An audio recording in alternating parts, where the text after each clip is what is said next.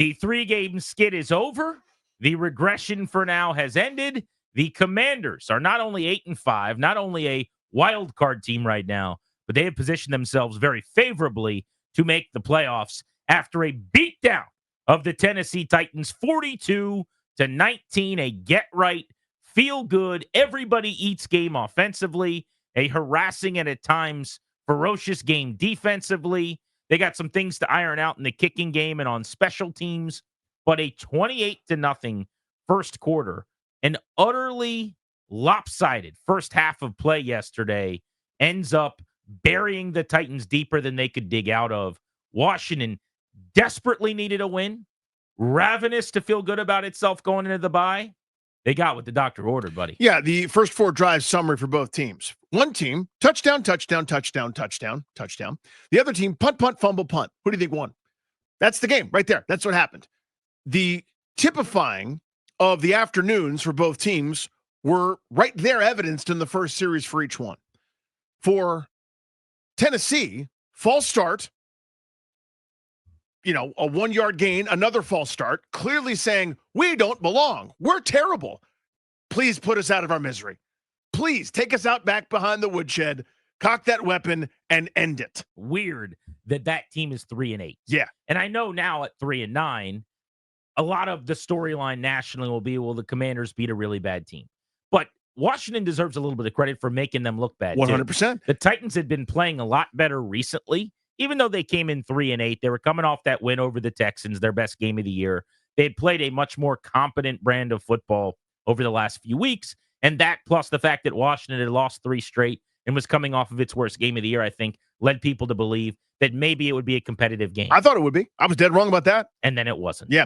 I mean, so again, that's the beginning of the game for Tennessee.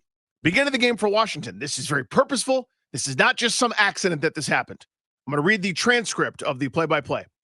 Jayden Daniels pass complete short right to Terry McLaurin for 10 yards. All the narratives punted right into the atmosphere. Terry McLaurin only lines up on the left. That's a pass to the right. You don't get the ball to Terry McLaurin near enough. First play from scrimmage. That set the tone. From there on, it was a track meet. From there on, everybody got to eat, as you said very well. They dominated that football game. Anything that happened after it was 28-0 to me was academic. There are a few moments that weren't ideal. Kind of going forward, you mentioned the kicking game. A couple of things got lit up on defense. I actually think Will Levis made one unbelievable play as he was about to get popped kind of in the open field, threw a ball down the field. A couple of nice moments for Tennessee that's going to happen. That's NFL football. But Washington dominated that football game. They were the better team from start to finish. Yeah, at 19 minutes in, so 4 minutes into the second quarter with about 11 minutes to go in the half, Washington led the game 28-0. And at that point, the game was over. Now, the rest of the way was a 19-14 Tennessee-Washington score. And while I think Washington would have won a game like that, that's more along the lines of what you thought this game was going to be. Mm-hmm. Like what we saw quarters 2 through 4, in that it was going to be competitive and close. But here's what happened yesterday. The best defensive run-stuffing team in football for much of this season, giving up 106.7 per game on the ground, a 106.7 the fan per game yardage total. The Titans just got bullied. 267 net rushing for the Commanders. They took the ball, they shoved it right down Tennessee's throat. They talked about doing it all week long, and then they went out and they did it. They just walked up to Tennessee and said, "That's what you brought for lunch?" And the Titans looked up from the table and they said, "Yeah, I love a Lunchable." And then the Commanders reached out and grabbed their Lunchable and said, "I'll be accepting this." And the Titans wore it. And then when they worked up the courage to come ask the Commanders to give them their Lunchable back, Washington took them to the bathroom and gave them a swirling. I mean, they just absolutely bullied their ass. It was awesome to watch. But that offensive explosion was so needed. It was just so critical for them to feel better about themselves into the stretch run, into the bye week. 42 points, 463 yards, 6 yards per play. Clinical on third down, 9 of 14. 5 of 7 in the red zone is as good as it gets. And by the way, on the 9 of 14 for third down, I think this is the key to the entire game. Why did Jayden Daniels have an early season Daniels performance with a bounce back effort? Why did the offense play at an elite level like it probably hasn't since before Halloween? What was different? third and short all day long. Yep. They got back to the early season formula, which is success on early downs, dominant on first down, efficient on second down. You get 6 on first, you get 2 more on second, and it's 3rd and 2. I saw a stat today from PFF that Daniels on 3rd and 4th down was 8 of 8 passing, which doesn't mean he moved the chains on all 8 of those throws. Some of them were short of the sticks, but 7 completions that did move the chains of those 8 for 66 yards and 3 touchdowns. Well, so I'm like, man, that's amazing. So I looked it up. Here's their 3rd downs where he threw the ball and got first downs. 3rd and 1, 3rd and 2, 3rd and 2, 3rd and 2, 3rd and 3. There's a theme there. 4th and 2. There's the story. Yeah. The things for 3 weeks that weren't happening, the early down success, the 3rd and short, where his legs come into play, where you've got a game plan for the dual threat, where he can beat you in multiple ways, that was back.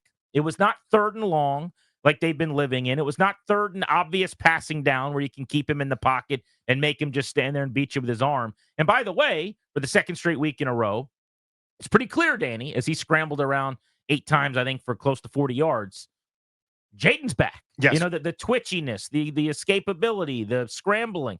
And it's just huge. We saw it in Cincinnati in person where on 1st and 10, he goes and gets 4 and it's 2nd and 6. Or on 2nd and 7, he goes and gets 5 and it's 3rd and 2. And he kind of does that spin thing where he gets out of bounds untouched. Like that, to me, reminded me of all those games where he had 4 or 5 or 6 incompletions early in the year. And he ended up 25 of 30 for 200 yards, just throwing against air yesterday again. It was awesome. Yeah, that busted play that's a sack for 25 quarterbacks is a 4-yard game. And that's innocuous. It doesn't really, doesn't jump out of the scorebook, doesn't jump out of the game log. But those are the kinds of things, to me, that's what makes him so special. That, to me, is the incredibleness. That's the secret. That's the kryptonite. That is the invincible thing that gives you a chance every week. So instead of a horrible negative play and you're 2nd and 14 or 3rd and 19 or you punt, you now have a positive gain out of it. Taking bad and making it good to whatever degree is the ingredient that I look for more than anything else really in football players, but especially quarterbacks. But people are going to get mad at me all day probably about this. I'm going to have to quantify this and clarify it a million times. I already know going in. Oh, boy. So here we go. Washington deserves credit. I'm going to give them credit all day long. The story to me yesterday is how bad Tennessee was. That was the worst half of football I think I've seen a team play in Landover, a road team, I should say, in years. Yeah, it has been a minute. When's the last time you've seen a team commit 11 penalties for 85 yards before halftime? I mean, I couldn't pull it, but the desperation to fumble on the kickoff return, and the snowballing that already happened. I already mentioned the false starts. A time, one of those completions on 3rd down, where it's a check down on a 3rd and long. Yeah, 3rd and 20 for 8 yards. It's a give up. It's over. A completely unnecessary, 1960 style Jack Lambert clothesline of Jayden Daniels for a first down. Just boneheaded stuff. They gave Washington, during the sequence where they were scoring all their touchdowns early, 3 first downs on 3rd downs with penalty. I mean, just how badly do you want to lose? Like, if you're Brian Callahan, at some point, the head coach of the Titans has to think about just walking off the field. Just going back to selling brake pads. You know what, man? This ain't for me. Clearly, I'm not good enough because this is just embarrassing to my brand. And again, it's not to discredit Washington because you have to be good enough to take advantage of it. When Dallas was imploding last week, Washington couldn't do anything about it. Yes. They were like, we'll implode more. Watch this. And it was a rock fight. This time it was, oh, that's right. We're so much better than you. We've got a couple of adjustments and tweaks, which we'll get into throughout the show from Kingsbury and company. But they took advantage of a team that was imploding, and you just let them. You let them make all the mistakes, and you dominate. So I think 3 things offensively kept them from the poor performances and the playing down like they did against Dallas. Those games that led up to this, right? We've talked about 3rd down being such a different story. But I think 3 players really stood out to me, and it was Daniels, McLaurin, and Brian Robinson in terms of the early part of the game. Daniels was ultra sharp and very efficient in going 25 of 30, completing over 80% of his passes. His first 3 touchdown game as a passer of his career, 4 total touchdowns because he ran one in as well. And by the way, and that run was nasty. That was sexy. Yes, it was. Like, that was as pretty a running touchdown for a quarterback as you're going to see. I thought the tone was set for him really on the second drive. So the first drive, remember, was 3 plays for about 60 yards. They come out, and as you said, Kliff Kingsbury, you think he paid any attention last week to what was being said about him in the media? Terry McLaurin lined up on the right, which does not happen, wide right, and he gets a little stop route, immediately targets him. In the losing streak, the 3 games prior to this, McLaurin had all of 5 targets and 3 catches in the first half of those 6 quarters. First play, hitch route, 10 yards on the right. So obviously, Kliff Kingsbury just giving the middle finger to everyone who's been You might as chatting. well found a TV camera and pointed at it. Go, you happy now? Guess what? Good, because it worked. Yep. And it will continue to work. And please prove us wrong by doing smart things and correct things more often. Awesome. So that was a success. The next play, similarly, same kind of deal, little stop route to Noah Brown. They get 9 and set up a 2nd and 1 from the 40. And then B-Rob untouched rips off a 40-yard touchdown to set the tone for the day as a ball carrier and for a running game, which, again, didn't do this against an easy team to run against. Theoretically, with Simmons and Sweat and that front, that's as tough as it gets. Yeah. You wouldn't have known it watching the game. But I thought Daniels on the second drive going 3 for 3 for 26 yards, scrambling 3 times for 13 yards, capped with the touchdown run that we just talked about, 11 plays, 80 yards. I thought that really got him settled in. He was in a good place at that point. The offense was up to 14 points before they really broke in a sweat. They were up 2 touchdowns, and Will Levis is chasing a football game, which is a good place to be. But overall, I just thought Daniels almost circuit to circuit did everything exactly as you'd want. There's probably 2 plays he wants back. The interception, which is not completely on him. Ertz touched that football with his fingertips outstretched and popcorned it into the air. But he's moving to his right. He did a good job keeping his eyes downfield like I want him to, looking middle of the field, which I want him to. He just had an errant throw too tall. And when you miss in the middle of the field, sometimes the ball gets turned over. And then the other one was that fumble, which no one will remember because it was in the second half of kind of garbage time. He was like scrambling around. It went for a sack, but he got hit and fumbled, and they had to jump on it. I think it was before one of the missed field goals.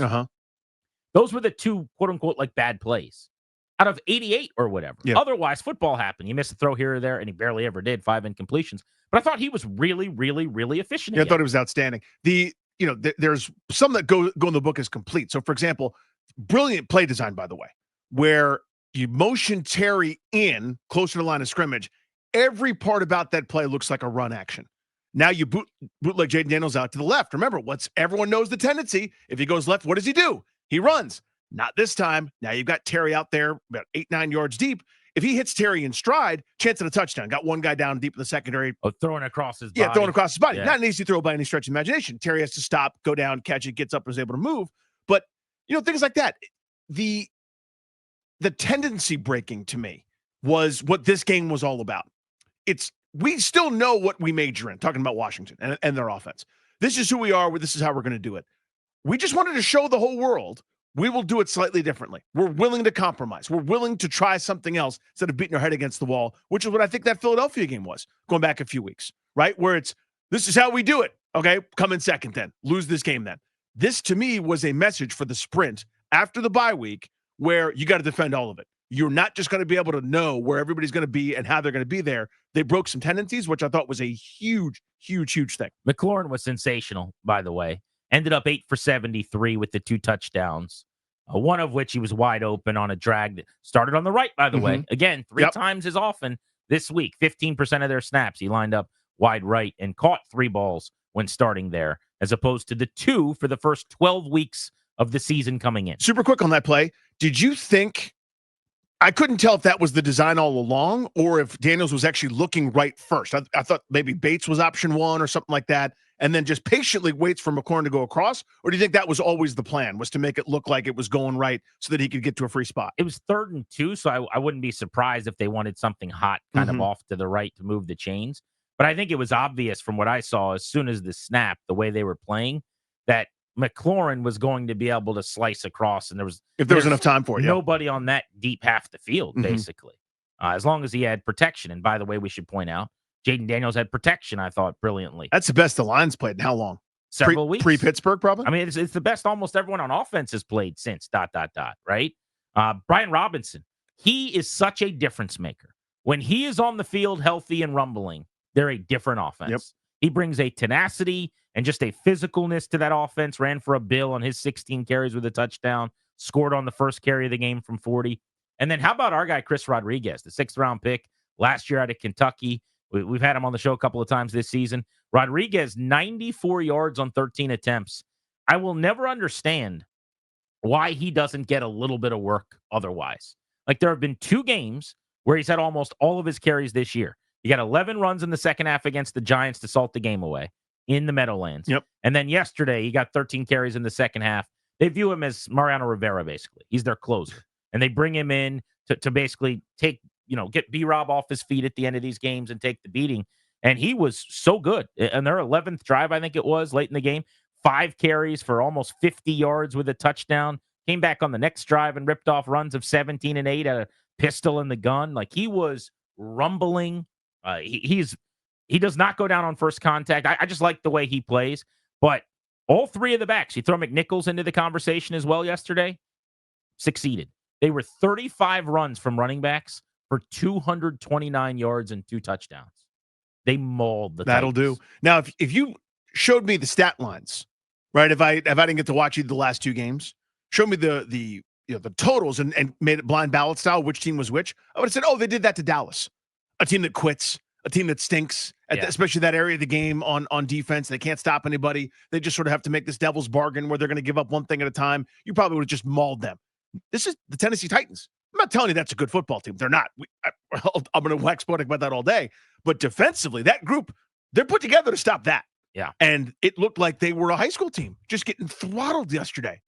What a performance. In a lot of ways, for me, this made up for the dud against Dallas. Not because beating Tennessee was impressive, but how you beat them. How you did it. It's back to the Cleveland game at home, the Carolina game at home, where, if you remember, the whole conversation we were having going into the Cowboys game on this show was, you've proven this year to be a pretty good team because you dominate bad teams. That's what good teams do. Mm-hmm. You're a good team now. And then they didn't against Dallas. They played with their food, and their food ate them. And they found out, yeah. But in this game, they did the thing they've done otherwise all year long, and now it makes the Cowboys game feel like a little more of an anomaly.